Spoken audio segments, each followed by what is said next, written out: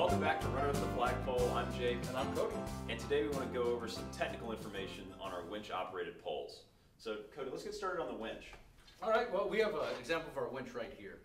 And one thing we need to consider is how to properly mount this right here, this little crimp. Yep. Now, there's a recessed area here. You can see that, right, Jake? Mm-hmm. Right behind what we affectionately call the Jesus screw. I will get into that more later. This recessed portion here, we have a misconception that people are putting this and inserting it fully in. The issue with that is if you insert this crimp into that recessed area, it touches the inner drum here. What that causes is it causes the same thing as when we put the winch handle in. It's actually going to deactivate the brake. So if you're running into issues to where a winch isn't holding up, I would check here first. What you want to do is you want to place it behind and just in that recessed portion. A little bit will look like it's sticking out, but once you tighten that screw down, it'll be secure. Now, talking about that screw, Jake, that little bad boy right there. Why do we call it the Jesus screw, Cody? Because it is this tiny.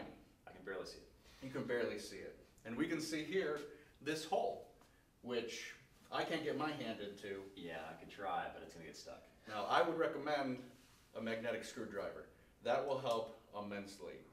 Now, the reason why we affectionately call it the Jesus screw is because if Jake here is working on this pole, backs this screw off too much, and let's say it's a 30-footer with 3 feet in the ground, let's go ahead and hear that sound there. Yeah, right. So I'm working with this, trying to get it in there. I've got a regular screwdriver and then... That is now at least 3 feet in the ground. And everything around it is also magnetic. There is no way to get that out. We call it the Jesus screw because if you lose it, it's time to pray. Luckily, you're already on your knees there, Jake. All right, Jake. Now that we've learned how to properly install the cable, let's learn how to properly use that winch. Sure. Got your winch handle there. Why don't you go ahead and fully seat that? All right, so in the hole, we just want to make sure we hear the bang, so now I'm fully seated. Right there. So now we know that we're not going to have any slippage. Part of using this winch properly is you have to use it in a slow, continuous motion. You don't want to go too fast with it because what ends up happening is you can bird nest off that winch. I get it. It's, the middle of the morning, 6 a.m., it's raining, it's cold, and you want to do it fast. If you do it fast, you'll actually end up with worse problems. If you bird nest this winch, and when I say bird nest, the wire is actually unspooling, but it has nowhere to go. So it's like a fishing rod if you do it too fast. Same concept. Right. If you do something like that, you have to do an entire winch removal, unspool the cable. Slow and steady is the key to winch operation. Especially when you want it to last. Always. All right, Jake. The next thing we're going to look at is some cable maintenance or replacement things that people don't think about. Okay. I know before we have discussed this 1-inch nylon safety ball. Yeah. Now, when you get a cable replacement for a pole like this, we can't have it pre-yoked and crimped. How would you get it into the pole in the truck? So this ball is separate.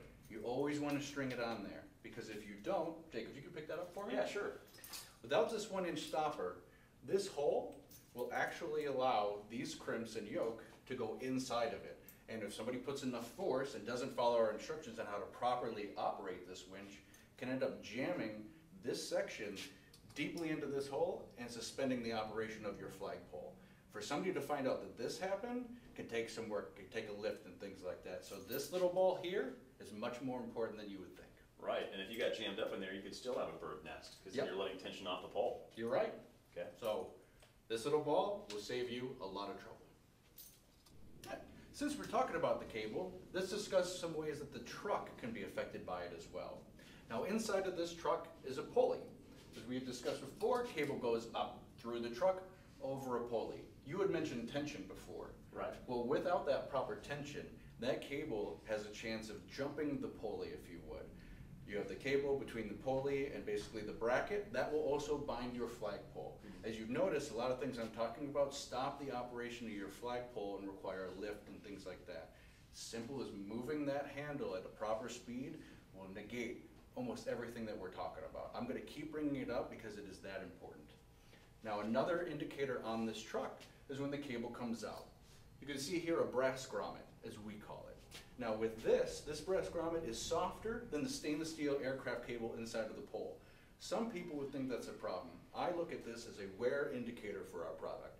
If this is cut, damaged, worn in any way, it's showing you that you are not properly flying your flag in a good way, and it's a great thing to look at in case you're having any issues. Right, and if you can see a wear point on this, you could replace the grommet versus having to replace an entire truck. Or Yes. worse, if it was to rip your stainless steel cable, your flag falls down.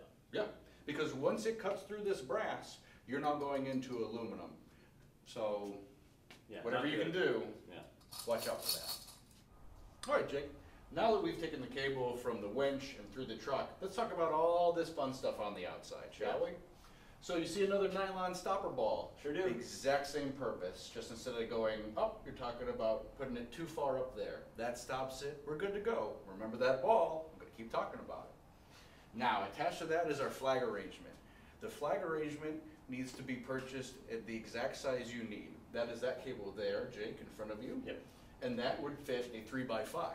The reason why you need to have the exact same flag size is because this is not adjustable to where your external halyard is adjustable. You can put it right on, you can move it up and down to wherever you want it. Internal cables, you can't do it. You need to switch a flag size, you need a new flag arrangement. Right. Now, attached to that flag arrangement, we have a counterweight and a retainer ring. The purpose of this is the counterweight pulls everything down. It applies pressure and gives weight to the winch to stop bird nesting, as well as keeping that flag from too much updraft. The retainer ring holds that flag close to the pole. It's not allowing it to push out more. So if you do force times mass times distance, you're removing distance and you're adding mass to reduce the amount of force on the flagpole. Right. Everything on here is important to that operation. If you don't have that counterweight, the updraft, you'll see it in your brass grommet. If you don't have your retainer ring, your flag will not be attached to the pole, it'll billow itself out. Everything on here is extremely important to the winch operation and the flagpole. Well, Cody, thanks for walking us through all that. It was really helpful. And if there were any questions you had that maybe we didn't address, feel free to leave a question in the comments and we can maybe even make a video out of it. Okay, why not? Yeah. So this has been Run Up the Flagpole. I'm Jake, And I'm Cody. and we'll see you next time. Bye-bye.